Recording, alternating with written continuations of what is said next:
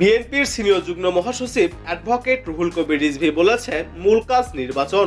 এই বিষয়টি বাদ দিয়ে অন্তর্বর্তীকালীন সরকার যদি অন্যান্য কাজে গুরুত্ব দেয় তাহলে তা গ্রহণযোগ্য হবে না। সকালে রাজধানী আগারগাঁয়ে রোড টু ইলেকশন শীর্ষক গোল টেবিল আলোচনায় তিনি এসব কথা বলেন। তিনি আরো বলেন, নির্বাচন আমায় আয়োজন করা যায় প্রতিষ্ঠানগুলোর স্বেচ্ছায় সরকারের অধীনে যেতে আগ্রহী হয়ে ওঠে। এতে নিরপেক্ষ নির্বাচনের পরিবেশ বিঘ্ন হয়। তাই সংবিধান প্রদত্ত আইন কাজে লাগিয়ে প্রতিষ্ঠানগুলোকে নিজেদের শক্তিশালী করতে হবে।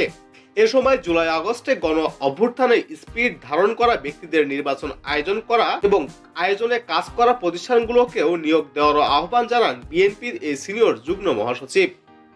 তিনি বলেন, গণতন্ত্র রক্ষায় সরকারের দায়িত্ব অবাধ ও সুষ্ঠু নির্বাচন দেওয়া, কিন্তু নির্বাচন আয়োজন কাজ করার প্রতিষ্ঠানগুলো স্বেচ্ছায় সরকারের অধীনে যেতে আগ্রহী হয়ে ওঠে না।